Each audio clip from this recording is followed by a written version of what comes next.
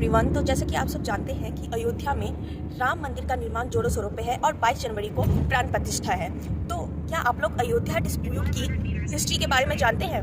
तो आइए आज हम जानते हैं अयोध्या डिस्प्यूट की हिस्ट्री के बारे में। तो कहानी वहाँ से शुरू होती है जब 1528 में मीर बाकिर जो है मस्जिद बनवाते हैं, बाबरी मस्जिद। फिर उसके बाद बट वहाँ के लोकल लोग जो होते हैं उनका कहना ये होता है कि इस मस्जिद को जो है राम मंदिर तोड़कर बनवाया गया है। जिसके बाद पहला दंगा हमारा 1853 से 1859 के बीच में स्टार्ट हो जाता है। जब ब्रिटिश गवर्नमेंट होती है तो ब्रिटिश गवर्नमेंट बीच में आती है और वो कहती है जो मेन हिस्सा है वहाँ पे मुस्लिम लोगों का नमाज पढ़ने का एरिया है और जो बाहर का हिस्सा है वहाँ पे हिंदू राम जी की पूजा कर सकते हैं। तो इस मामले को वहीं पे रफा दफा कर दिया जाता है और ब्रिटिश गवर्नमेंट उस पूरे एरिया को सैंक्शन करवा लेते हैं। फिर उसके बाद 1850 में महंत रघुवीर दास जी बाहर के जहाँ पे राम जी की पूजा होती है उस एरिया पे छत निर्माण की डिमांड करते हैं। उसके बाद ये बात जो है पहली बार कोर्ट में पहुंचती है 1885 में, जब महंत रामचंद्र दास जी जो है पूजा करने के लिए डिमांड करते हैं। उसके बाद जो है मुस्लिम लोग जो है वो थोड़े एग्रेसिव हो जाते हैं। और फिर सबसे जो इम्पोर्टेंट डेट आती है इंडिपेंडेंस के बाद 23 दिसंबर 1949, जब जो है मेन हिस्से में राम जी की मूर्ति स्थापित कर देते हैं और फिर लोग वहाँ पे मेन हिस्से की भी पूजा करने लग जाते हैं।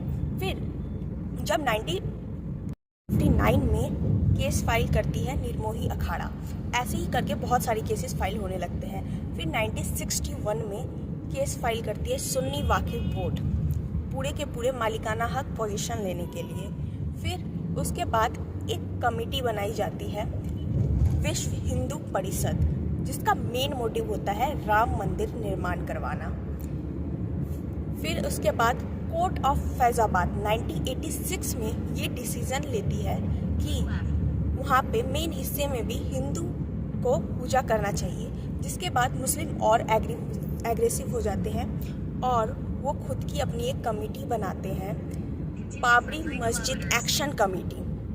इसके बाद जो है 1990 में अटल बिहारी में एल के आडवाणी जी जो है एक रथ यात्रा निकालते हैं जो कि गुजरात के सोमनाथ से यूपी के अयोध्या तक होती है। फिर जिसमें बहुत ज़्यादा दंगे भड़कते हैं। फिर एल के आडवाणी जी को जो है बिहार में गिरफ्तार कर दिया जाता है क्योंकि वो एक एल के आडवाणी जी सीनियर लीडर होते हैं बीजेपी की। तो तब की पीपी सिंह की गवर्नमेंट से बीजेपी अपना समर्थन वापस ले लेती है।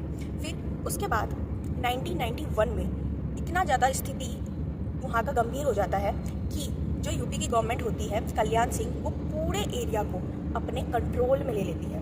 फिर जिसके बाद हमारी गवर्नमेंट आती है कांग्रेस की, नरसिम्हा राव की, जिनका कहना ये होता है कि आप थोड़े थोड़े हिस्से को डिवाइड करके वहाँ पे सब कुछ बनाया जाए, जैसे कुछ हिस्सों में मंदिर, मस्जिद, म्यूजियम, लाइब्रेरी, हॉस्पिटल एक्सेट्रा, जिसका फुल्ली अपोज करती है बीजेपी।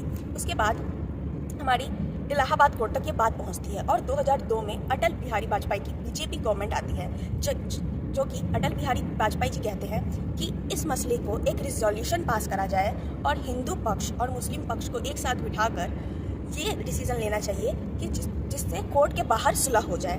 बट ऐसा नहीं हो पाता और इलाहाबाद कोर्ट जो है एएसआई को एक रिपोर्ट तैयार करने के लिए कहती है। तो एएसआई इन्वेस्टिगेट करती है, खुदाई करती है, जिसमें ये पता चलता है कि वहाँ पे 12th सेंचुरी में राम मंदिर था और फिर 1528 में बाबरी मस्जिद था। पर ये जो 309 साल का जो गैप है ना, इसके बीच का कुछ पता नहीं।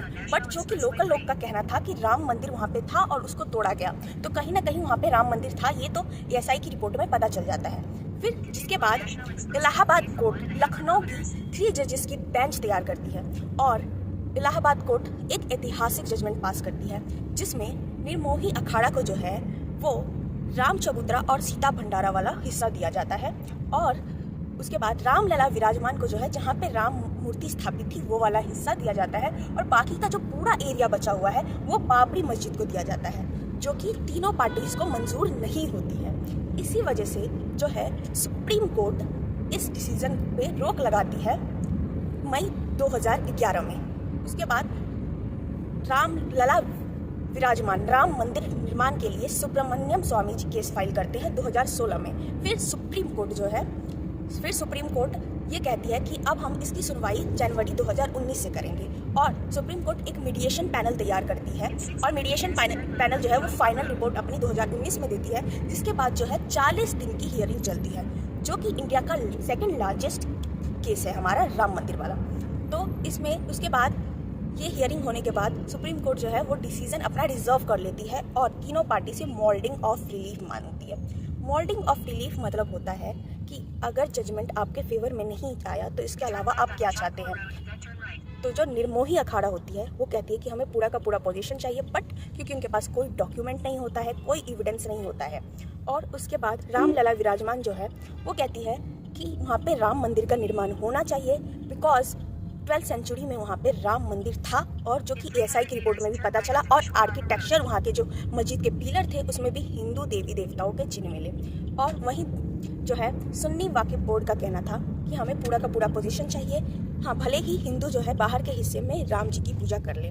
तो यही होता है और फिर सुप्रीम कोर्ट जो है 16 नवंबर 2019 को अपना जजमेंट पास करती है, जिसमें कि वो 2.8 एकड़ की ज़मीन राम मंदिर निर्माण को देती है और अलग से 5 एकड़ की ज़मीन जो है वो बाबरी मस्जिद को देती है।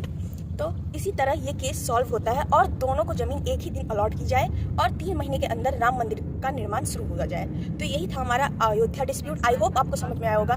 Thank you very much and keep sharing and subscribe.